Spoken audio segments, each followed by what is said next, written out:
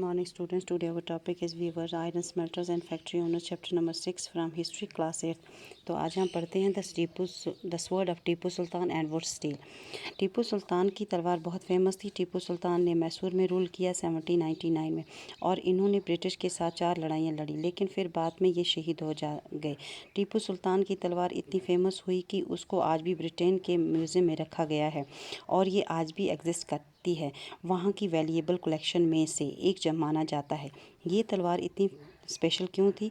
क्योंकि ये बहुत हार्ड थी, ये इजीली टूट नहीं सकती थी और इसकी एजेस जो थी वो शार्प थी, इतनी शार्प थी कि ये अपोनेंट को आर पार को भी रिपोज कर सकती थी। अपोनेंट्स आर्मस क्या होता है, मतलब जिससे वो लड़ाई कर रहे हैं, एनिमी जो हो गए। और आर्मस क्या होता है, ये एक क्लोथिंग होती है मेटल की बनी हुई जिसको तलवार काट नहीं सकती। जो टीपू सुल्तान की तलवार थी वो इस आर्मस को इजीली कट कर सकती थी। तो इस वर्ड के अंदर बहुत अच्छी क्वालिटी थी। तो ये किस किस चीज़ से बनी थी? जैसे इसके अंदर हाई कार्बन स्टील था जिसे वुड्स कहा जाता था और ये कहाँ पर प्रोड्यूस होती थी? ऑल ओवर साउथ इंडियन में। इसके अंदर कुछ पैटर्न थी और वो पैटर्न की वजह से शार्प एजेस थी।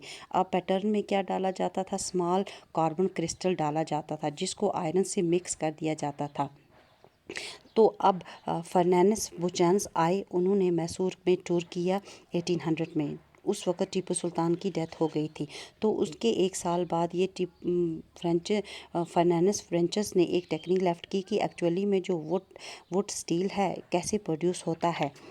आयरन को मिक्स किया जाता है चारकोल के साथ और फिर बाद में स्मॉल क्ले में डाल दिया जाता है और इसमें एक प्रॉपर कंट्रोल ऑफ टेम्परेचर दे के फिर स्मेल्टर प्रोड्यूस करते थे स्टील इनगोट्स को। अब इनगोट्स क्या होता है? ये एक सॉलिड पीस होता है मेटल का या एक ऐसा पीस जिससे तोड़ा ना जा सके।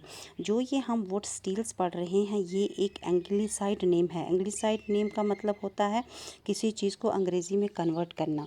तो जो वुड्स है ये भी एक इंग्लिश वर्जन है स्टील का। अब ये स्टील अलग अलग टेरिटरीज़ में अलग अलग नाम से बुलाया जाता था। जैसे कनाडा में उक्कू कहा जाता था, तेलुगु में हुक्कू कहा जाता था और तमिल और मलयालम में उरकुरु कहा जाता था। और इसका इंडिया वुड स्टील में एक यूरोपियन साइंटिस्ट बहुत फैसिनेट हुए। अब वो इसकी स्टडी करना चाहते थे कि इंडियन वुड स्टील में क्या प्रॉपर्टीज़ मिलाई जाती हैं। उसका नाम था मिचेल फैराडे।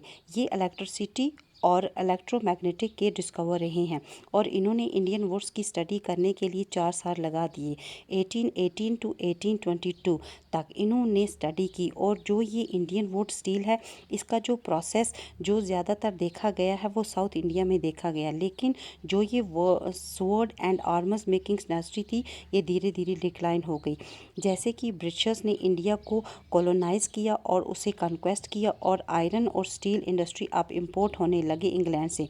अब जो आयरन एंड स्टील यहाँ पर बनता था इंडिया में उसे डिस्पोज कर दिया गया और अब ये ब्रिटेन से इम्पोर्ट होने लगा। Thank you.